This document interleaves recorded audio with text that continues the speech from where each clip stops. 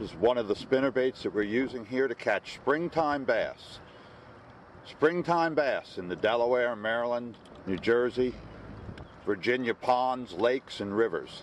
These are going to be some tips and tactics how to catch not only numbers of bass, but big bass. That's a Terminator spinnerbait, Oklahoma blade, and we use Senkos, Berkeley gulp, crankbaits, lipless rattle traps, red.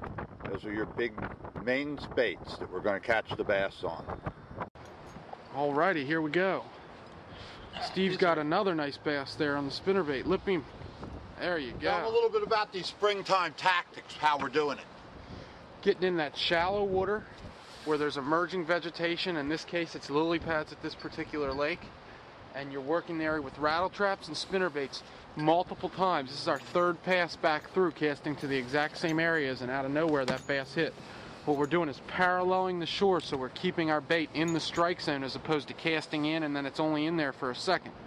That particular bass happened to hit on the spinnerbait. The other one that I caught that was about the same size hit the red rattle trap. Now this is in water that's about a foot deep, sometimes less. Sometimes anywhere from 6 inches to about 3 feet, but generally no deeper than that. Nice bass, Steve. All right, well, let's get some still pictures of that one and the other one. Bye-bye. No, don't let it go.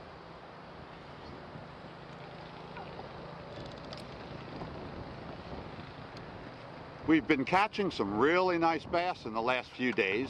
These are our tips and tactics for you, how you can catch not only numbers, but large bass above 5 pounds in the Delaware and Maryland lakes and ponds, and in all your rivers in the Northeast.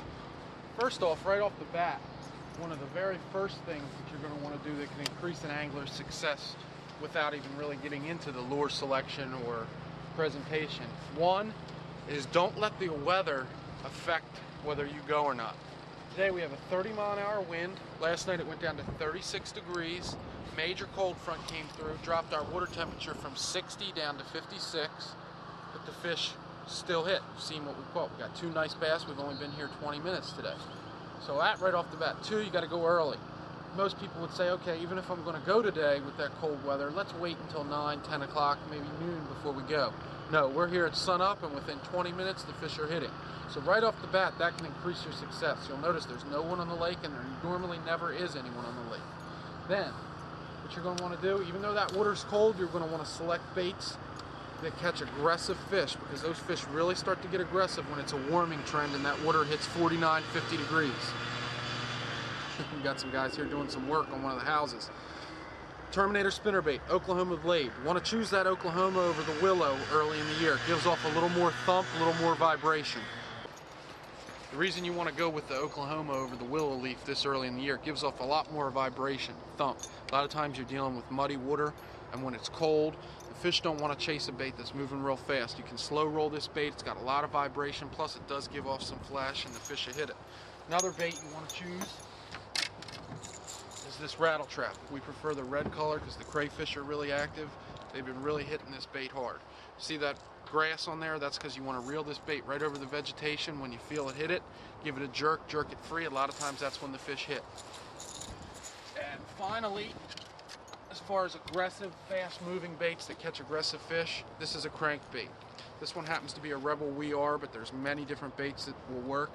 The key to this bait is the lip. See that square lip? That allows you to deflect it off of lily pad roots, trees, any stump fields, depending on the cover in your lake. It'll go through all of it. All you do when you feel that bait hit that cover, slow up a little bit, the bait will start to rise, and then work it real through. Don't just rip it through, because then you'll get hooked. But if you baby it a little bit, you can bring it right through. Another thing we're doing, except for the crankbait, because you want to go with a little bit lighter line for the action of the bait. But all these other baits that we're throwing, we're using heavy line.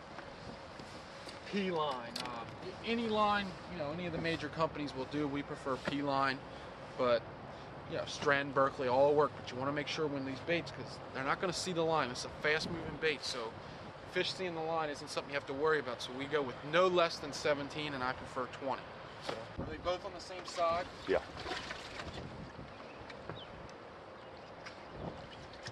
Now here we are. We're using all our springtime tactics that you've seen us use over the last few weeks to catch these bass. There's 2 nice bass caught here at Como. Very nice fish. Now the water temperatures have only been 49 to 55 degrees in all the lakes that we've been to and the rivers. Alrighty. But they go in, some of them spawned. Very, very unusual, but it does happen. You've got to get out there early. Let's grab a still picture.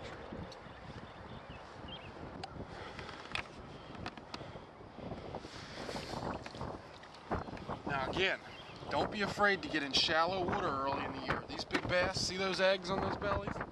These fish are moving much shallower, a lot sooner than most people think. Most of these fish were caught in less than a foot of water, even though the water temperature is only 51 degrees and the air temperature was 38 this morning. So get shallow, catch these nice bass on those fast moving baits like lipless cranks, crankbaits, and spinner baits. Let's let this one go.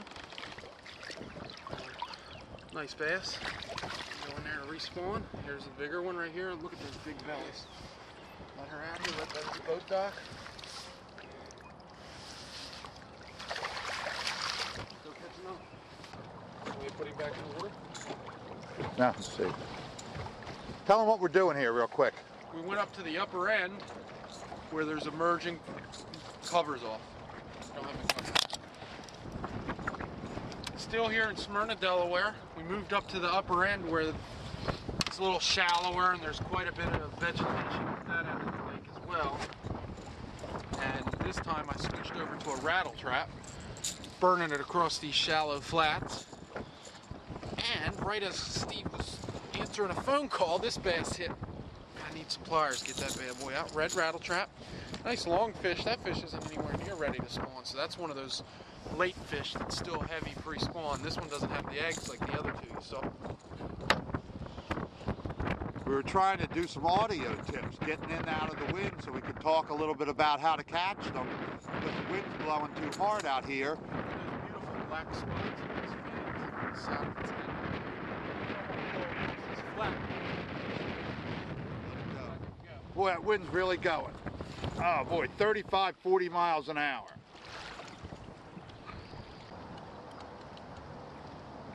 Tell them a little bit about that board, how that works, and how deep the water is, what you're doing.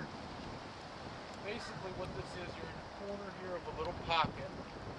Right now the wind's blowing right into it. But what happens is all the brush, sticks, logs, even boards, you can see that board right there by that boat, all the cover blows in and gets jammed on this little lip. It's basically a little ledge that comes right up here on shore. So the bass just hold right on this little drop off, holding on all the wood cover that's blown in here. You just want to throw either a square lip crankbait or a Terminator spinnerbait in there and bang it around all that cover. It's a great spot for early season bass because there's a ledge right there. So it offers them the deep water that they need in case there's a cold front or if they want to go out and suspend, but the shallow water nearby with cover, they can go in and feed.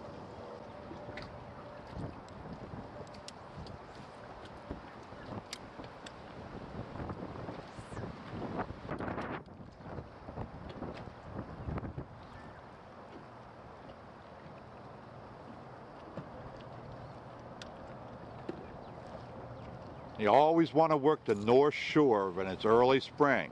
Doesn't matter that it's only 8 to 10 inches deep. Most of these bass that we've been catching that are 4, 5, 6, 7 pounds have been in water that was 8 inches to 2 feet deep.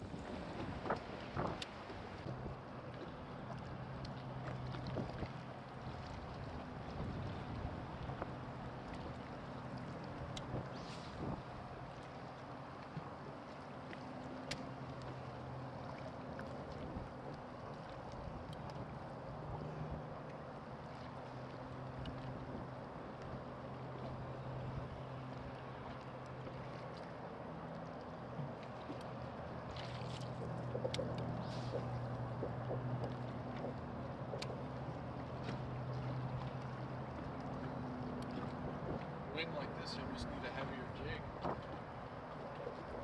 Can't feel anything now.